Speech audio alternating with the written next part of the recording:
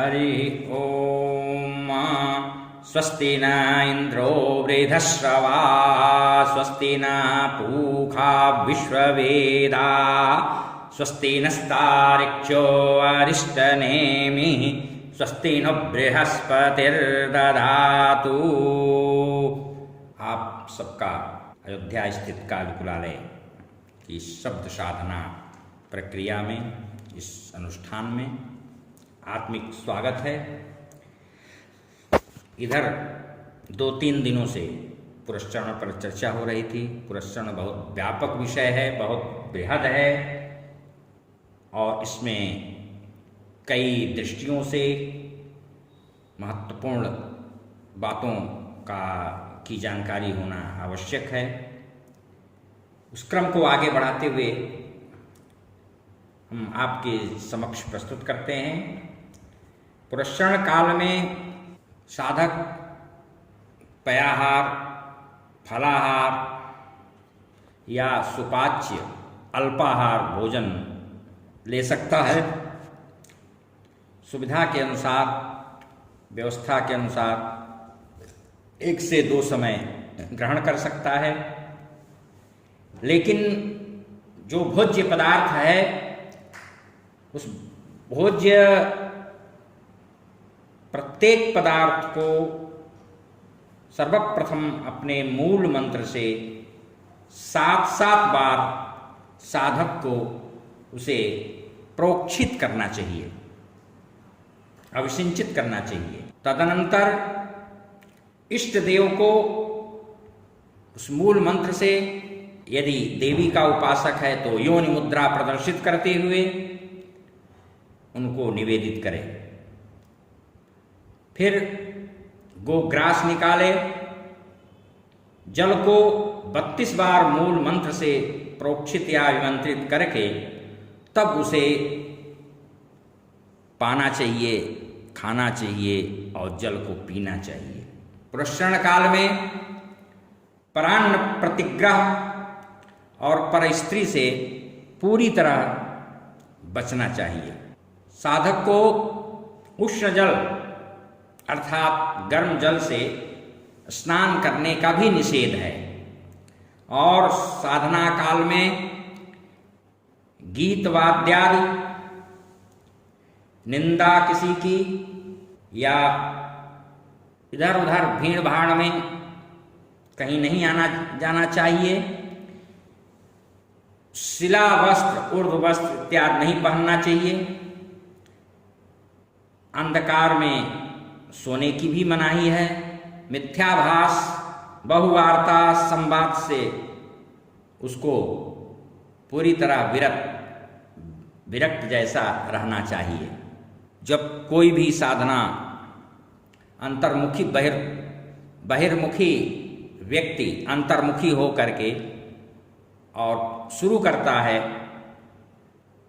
तो प्रारंभ में, साधना के प्रारंभ में साधक के जीवन में 3 वर्ष पर्यंत अनेकों प्रकार की व्यवधान, विघ्न, बाधाएं, अंतरायों के समूह, विषम स्थितियां, परिस्थितियां, विसंगतियां तेजी के साथ सम्मुख उपस्थित होने लगती हैं।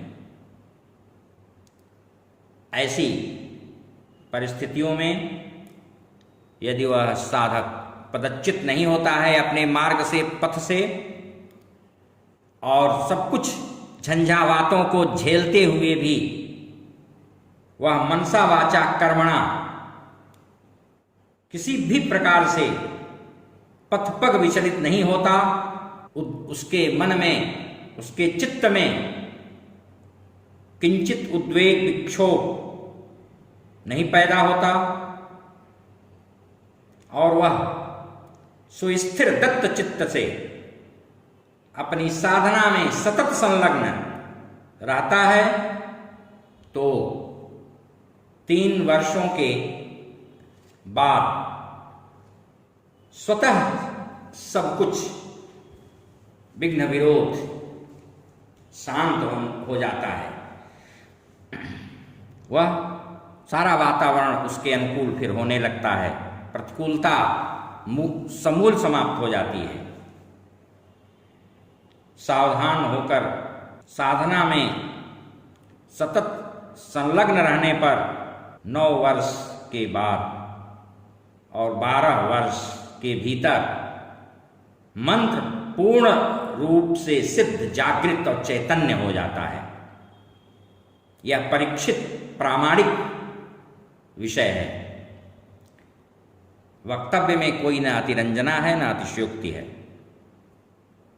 बशर्ते पूरी तरह से विधिवत प्रक्रिया, पद्धति, विधि विधा सब कुछ पवित्र हो, पुण्यशील हो और शास्त्रानुमोदित हो। तत्पश्चात साधक को इसकी पूरी चमत्कारिक अनुभूति भी होने लगती है। तरह तरह की चित्र विचित्र अनुभूतियां होती रहती हैं। से साधक विस्मय विमुक्त अपने को पाता है।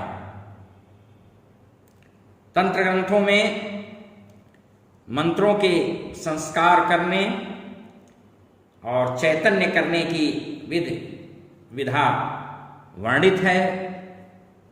मंत्र के पहले 2 लक्ष्मी बीज, फिर 1 माया बीज तथा आकार से छकार पर्यंत मातृकाक्षरों का उच्चारण कर मंत्रोच्चार करें। पुनः उसी को यथावत इसी रीत से मंत्रों के पीछे भी लगाकर संपुटित करके उसका जप करें। कम से कम 108 बार जप, तो वह मंत्र चैतन्य होने लगता है। मंत्र की शक्ति करोड़ गुना बढ़ जाती है। कुलाणव तंत्र इस प्रकार की पद्धत जप को बहुत ही आवश्यक और अनिवार्य मानता है। एक लघु पुरुष चरण 40,000 का होता है। उसका तरीका यह है कि कृष्ण पक्ष की अष्टमी से लेकर के त्रयोदशी तक प्रतिदिन 5,714 मंत्र जप किया जाता है और चतुर्दशी के दिन 5,716 की संख्या में मंत्र का जप होता है। अंतिम दिन इस प्रकार 7 दिनों में यह जप अनुष्ठान पुरस्चरण पूर्णता को प्राप्त होता है। पुनः चतुर्दशी के दिन दशांश हवन तर्पण इत्यादि पूर्व कथित विधि प्रक्रिया का पालन करना चाहिए। एक अन्य भी प्रयोग पुरस्चरण का ढंग है, वह 1 महीने का होता है। इसमें भी मातृका वर्णों से संपुटित मंत्र का जप प्रतिदिन 108 बार करने की बाध्यता होती है और वह जब अनवरत मास पर्यंत प्रतिदिन संपादित किया जाता है। जब तक सिद्धि प्राप्ति न हो जाए तब तक साधक को निरंतर पुरस्चरण करते रहना चाहिए, क्योंकि जन्म जन्मांतर के जो पाप रूपी पहाड़ रास्ते में अवरोध के रूप में खड़े रहते हैं, उनसे जब तक वे ध्वस्त नहीं होते और तब तक पथ प्रशस्त नहीं होता। जैसे जैसे हृदय निर्विकार होने लगता है, शिशु भाव का उदय होने लगता है साधक में, गलदष्ट निर्झरित होने लगते हैं, रोमांच होने लगता है, रह रहकर अपने इष्ट के सम्मुख एकांत में अकेले कभी साधक रोने लगता है, कभी हंसने लगता है। तरह तरह की क्रियाएं प्रतिक्रियाएं होने लगती हैं, बाहर भी उसके शरीर में भी। और जब एक अवसर ऐसा आता है जब सारी उसकी पाप भस्मीभूत हो जाती है और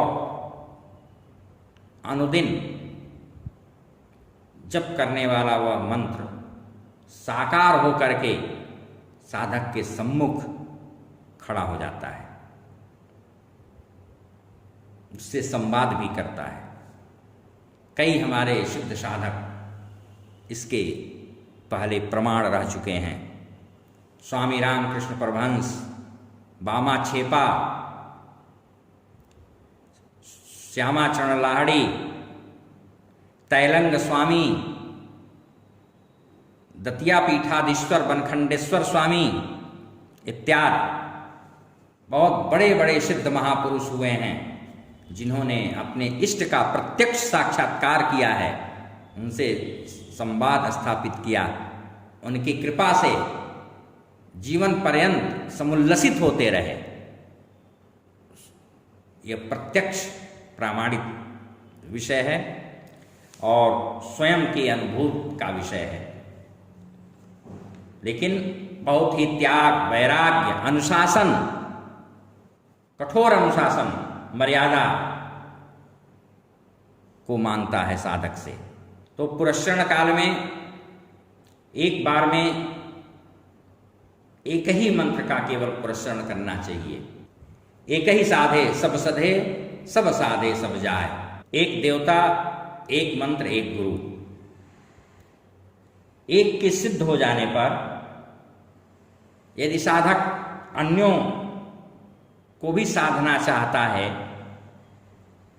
तो उसे अधिक श्रम नहीं करना पड़ता है। स्वामी रामकृष्ण परमहंस जी ने तो कई मार्ग की उपासनाओं में सिद्धि प्राप्त की थी और उन्होंने कहा था, हाँ यह सब भी मार्ग सही है। जो ग्रहण काल में पुरस्करण किया जाता है उसके बारे में मेरुतंत्र पूर्व कथित जो विधान बताए गए हैं उसी की पुष्टि, प्रामाणिक पुष्टि करता है। सिद्धेश्वरी तंत्र, काली तंत्र और सनत कुमार संहिता में ग्रहणकालीन पुरस्करण को सर्वसिद्धियों का प्रदाता कहा गया है। अब थोड़ी सी वार्ता हवन के ऊपर। हवन के बारे में भी पहले महत्वपूर्ण सारी जानकारियां दी जा चुकी हैं। थोड़ी सी और, हवन हेतु जो पदार्थ हावी होती है, सामग्री होती है, उसको शाकल्य कहते हैं। और शाकल्य का एक अनुपात सुनिश्चित है। तिल का आधा चावल, चावल को ही तंडुल कहते हैं संस्कृत में। चावल का आधा यौ, उसको देहात में जौ कहते हैं। जौ का आधा गुड़ या शर्करा, और शर्करा का आधा गोघृत। इसके सम्मिश्रण को ही शाकल्य कहते हैं। इसके अतिरिक्त कामना भेद से अन्य वस्तुएं, अन्य पदार्थ भी उसमें मिलाए जाते हैं, जैसे पंचमेवा, गुग्गुल, गोरोचान इत्यादि तमाम चीजें ऐसी हैं। केसर, चंदन का बुरादा, जिनको आप उसमें मिला सकते हैं। कामना भेद से भी बहुत सारी चीजें मिलाई जाती हैं। कमलगट्टा है, पुत्र जीवा है। कामना भेद से तमाम ऐसे पदार्थ हैं जिनका हवन करना आवश्यक होता है। और यदि कुछ भी व्यवस्था असंभव है तो यदि आपके पास केवल गोघृत है तो आप गोघृत से ही दशांश हवन करके और अनुष्ठान की पूर्णता कर सकते हैं। अनुष्ठान आपका हीनांग नहीं होगा।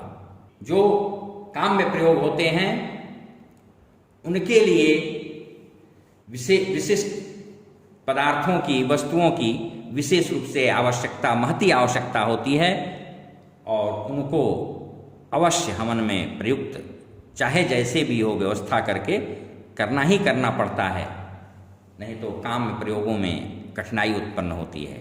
लेकिन निष्काम साधक है, प्रेम पुलक होकर के भक्ति भाव से अपने इष्ट का आराधन पुरस्करण कर रहा है, उसके पास कुछ भी नहीं है तो भी काम चल जाता है। जो हवन का हिस्सा, तर्पण का हिस्सा है, उसका दूना जप कर दिया तो जप करके काम चल जाएगा। विद्यार्थी है, विरक्त है, साधु है और संन्यस्त है, उसके पास नहीं कुछ है, तो वह उतना जप कर दे और उस जप से उसके पुरस्करण की परिपूर्णता हो जाती है। हरि ओम। शांति शांति।